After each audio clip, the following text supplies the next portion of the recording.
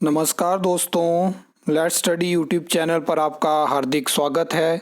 I hope आप अच्छे होंगे, स्वस्थ होंगे। इस वीडियो में हम हिमाचल प्रदेश राज्य चयन आयोग हमीरपुर के बारे में बात करने वाले हैं। एक ऐसा आयोग जो अपने गठन के 2 साल के बाद भी एक भी एग्ज़ाम कंडक्ट नहीं कर पाया। सिर्फ एक एग्ज़ाम कंडक्ट करवाया गया जो कि पहले एडवर्टाइज हुआ था और जस्ट एक आउटसोर्स रिक्रूटिंग एजेंसी के माध्यम से उसका एग्ज़ाम कंडक्ट करवाया गया। अदरवाइज जो 2024 में एक भर्ती ग्रुप इंस्ट्रक्टर की एडवर्टाइज हुई उसका आज तक कोई अता पता नहीं है।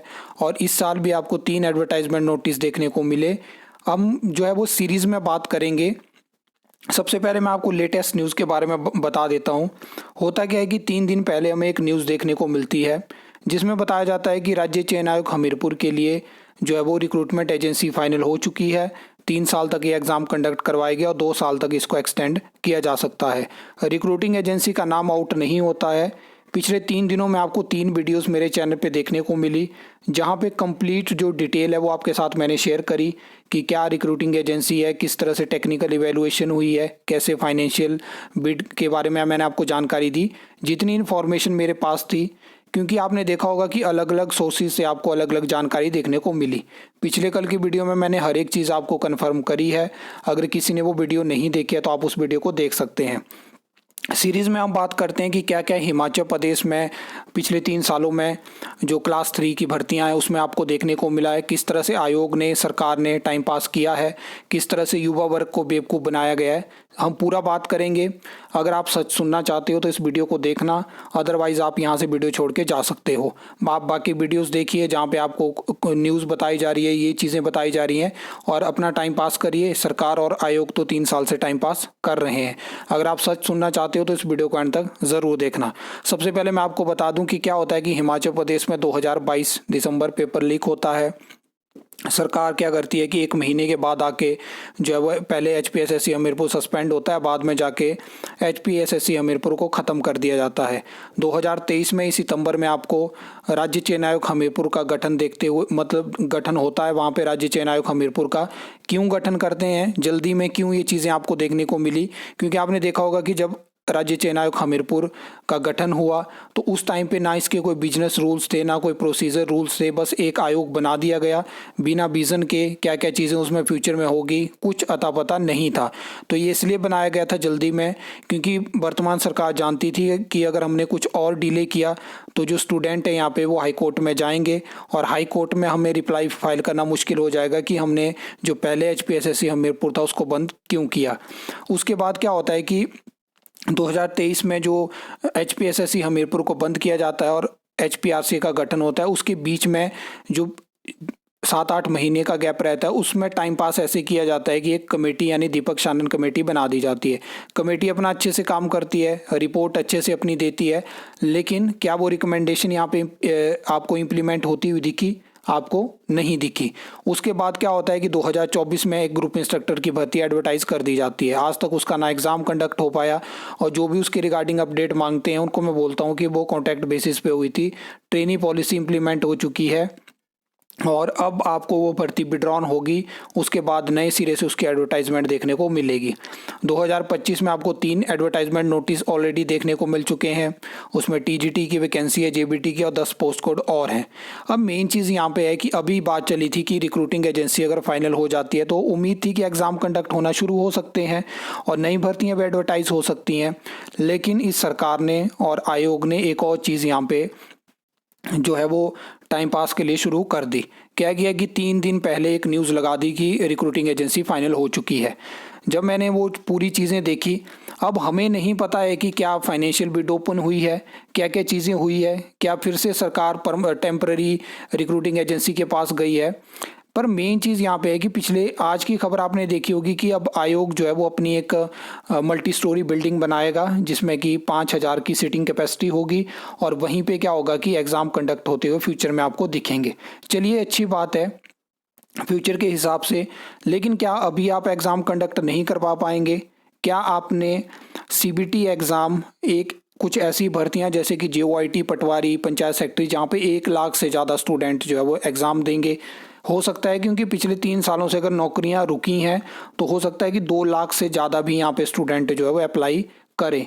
तो आपको क्या होता है कि अब जब भी एग्जामिनेशन सेंटर में जो अरेंजमेंट होती हैं वो आपको उतने ही स्टूडेंट के लिए करनी पड़ती है। हो बाद में होगा कि 1 लाख ही स्टूडेंट एग्जाम देगा, लेकिन अरेंजमेंट करनी पड़ती हैं और ये दिक्कतें एचपीएसएससी हमीरपुर को भी देखने को मिलती हैं, पीएससी शिमला को भी देखने को मिलती हैं। पर मेन चीज़ यहाँ पे ये है कि अभी भी सरकार और आयोग जो है वो सीरियस नहीं है। क्या उनको नहीं पता है कि बाहर स्टूडेंट वेट कर रहे हैं एग्ज़ाम का? जो भर्तियां आपने एडवर्टाइज कर दी हैं, जो रिक्वेजिशन आपके पास 6 महीने पहले पहुंची थी, अभी भी स्टूडेंट यहाँ पे स्टेट में उम्मीद लगा के बैठे हैं कि कुछ ना कुछ भर्तियां तो आएंगी, क्योंकि अब तो पीक में पहुंच चुकी है सरकार। आगे इनका 2 साल का कार्यकाल बचता है कि अभी भी ये भर्तियां एडवर्टाइज नहीं करना चाहते हैं। लगातार कैबिनेट से भर्तियां अप्रूव करते हैं, कुछ कुछ भर्तियों को 2-2 3-3 बार अप्रूव कर चुके हैं। इस चीज़ का यही सॉल्यूशन है। मैं आपसे कहना चाहता हूँ कि हमीरपुर के जो नियर बाई जो स्टूडेंट है, जो लाइब्रेरी में वहाँ पे जाते हैं, तो कम से कम आप थोड़े बहुत लोग इकट्ठे होकर राज्य चयन आयोग हमीरपुर में जाइए। वहाँ पे जो है बात करिए, जो सचिव हैं वहाँ पे जो एम्प्लॉयज़ हैं उनसे बात करिए कि आपने क्या रिक्रूटिंग एजेंसी को फाइनल किया है, क्या आपकी मानसिकता है, क्योंकि एक क्लैरिटी होनी चाहिए कि क्या आयोग क्या सोच रहा है। अब ऐसा है कि अगर आप कॉल करेंगे, आप उनसे पूछेंगे तो उनका ये जवाब होता है कि जब सरकार की तरफ से हमें गाइडलाइन मिलेगी, जब सरकार ये करेगी। तो सरकार तो पिछले 3 सालों से नहीं कर रही है, सिर्फ टाइम पास कर रही है। आप भी आरटीआई का रिप्लाई दे रहे हो, जो रिजल्ट निकालने थे आपने निकाल दिए। 3-4 हफ्ते पहले आयोग के जो सचिव हैं उन्होंने कहा कि within 1 week post code 970 का रिजल्ट आपको देखने को मिल जाएगा। आज तक वो रिजल्ट आपको देखने को नहीं मिला। 10 से 11 पोस्ट उसमें जस्ट मतलब उतनी पोस्ट फिलअप होंगी। क्या उसमें डॉक्यूमेंट वेरिफिकेशन भी हो चुकी है? तो क्या उतने लोगों के लिए भी रिजल्ट ये टाइमली नहीं निकाल सकते हैं? कैसे चीज़ें आगे प्रोसीड होंगी? तो मैं लगातार कहता हूँ कि वर्तमान सरकार ने बिना आगे की सोच को ध्यान में रखते हुए जस्ट बोल दिया कि हम सीबीटी एग्ज़ाम कंडक्ट करवाएंगे। कैसे होंगे, कब होंगे, होंगे या नहीं होंगे, इसके बारे में कोई जानकारी इनको नहीं थी। आप जाइए, आप वर्तमान सरकार के जो भी मंत्री हैं उनसे पूछिए कि आपके डिपार्टमेंट में कौन सी ऐसी वैकेंसी है जिसका बाहर स्टूडेंट वेट कर रहे हैं, कौन सी सबसे ज़्यादा पोस्ट खाली है।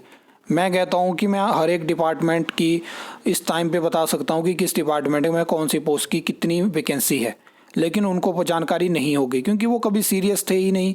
ऐसा नहीं है कि वर्तमान जो कांग्रेस सरकार है उसी की बात है। मैं दूसरी जो बीजेपी पार्टी है उनके बारे में भी यही कहना चाहूँगा, वो सीरियस ही नहीं है। जब भी इनके पास किसी डिपार्टमेंट, बोर्ड, कॉरपोरेशन से प्रपोजल पहुँचता है कि ये भर्ती है, सबसे पहले तो ये देखते हैं कि आप ऐसा करिए, आप आउटसोर्स भर लीजिए, आप डेपुटेशन से काम चला लीजिए। तो टेस्ट के लिए जो टेस्ट की भर्तियों का इंतजार कर रहे हैं, वो क्या स्टूडेंट यहाँ पे बेवकूफ़ हैं?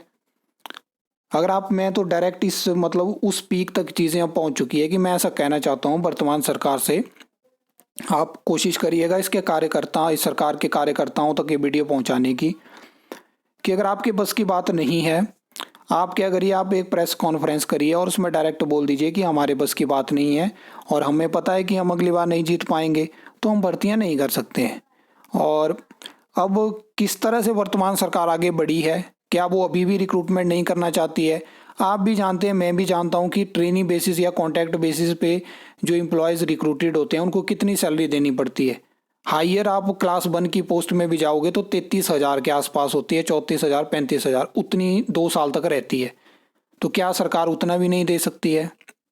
क्योंकि जब उन लोगों के रेगुलर होने का टाइम आएगा, जो भी रिक्रूटेड होंगे, तब तक ये सरकार यहाँ से जा चुकी होगी। इतनी तो चीज़ें तय हैं। लेकिन फिर भी आप देखिए कि ये सरकार रिक्रूटमेंट नहीं करना चाहती है। यहाँ से आप सोच रखिए, अभी जो एडवर्टाइजमेंटें होंगी अगले साल, उनके नेक्स्ट एग्ज़ाम होंगे, तो आप जानते हैं कि 2 साल का तो कॉन्ट्रैक्ट होगा, ट्रेनिंग पीरियड होगा, तब आप रेगुलर नहीं होंगे इस सरकार के कार्यकाल में। तब भी ये सरकार भर्ती नहीं करना चाहती है क्योंकि अल्टरनेटिव ऑप्शन देख रही है, मित्र भर्तियां कर रही है, अपने लोगों को रोजगार में ला रही है। क्योंकि इन्होंने देख लिया है कि हाई कोर्ट में तो ऐसे डिसीजन आ जाते हैं जहाँ पे बिना टेस्ट से रिक्रूटेड हुए लोगों को भी हाई कोर्ट जो है वो रिलैक्सेशन दे रहा है। तो अपने लोगों को इस तरह से ही ये इस सिस्टम में ला सकते हैं। तो ये चीज़ें जब तक किसी स्टेट में, किसी कंट्री में होती रहेंगी, तब तक वहाँ का जो सिस्टम है वो दिन प्रतिदिन डूबता जाएगा। और इस सिस्टम में छेद हैं, ये आप भी जानते हो, मैं भी जानता हूँ। लेकिन ना इसके लिए सरकार कुछ करना चाहती है, ना जो यहाँ पे स्टेट में लोग हैं वो कुछ करना चाहते हैं, और ये चीज़ें दिन प्रतिदिन खराब होती जाएंगी। तो अब टाइम पास करना है तो अगर सरकार और आयोग भी अपना टाइम पास कर रहे हैं तब आप भी टाइम पास करिए, रोज़ उठ के देखिए खबर क्या है क्या नहीं है, और चीज़ें ऐसे ही होती रहेंगी, क्योंकि एक बहुत सारी चीज़ें मैं देख चुका हूँ और इसी के अकॉर्डिंग मैं बता रहा हूँ कि एक बार आयोग में बात करिए। हो सकता है कि आप प्रोटेस्ट करना चाहते हो, वो भी चीज़ें हो सकती हैं, क्योंकि बिना मतलब प्रोटेस्ट के मुझे नहीं लगता कि कोई भी चीज़ें आपको स्टेट में इस सरकार के कार्यकाल में देखने को मिलेंगी। तो ये सब चीज़ें, आई होप आपको ये वीडियो अच्छी लगी होगी, इन्फॉर्मेटिव लगी होगी। तो वीडियो को लाइक कमेंट शेयर कर सकते हो, चैनल को सब्सक्राइब कर सकते हो फर्दर न्यू अपडेट्स के लिए।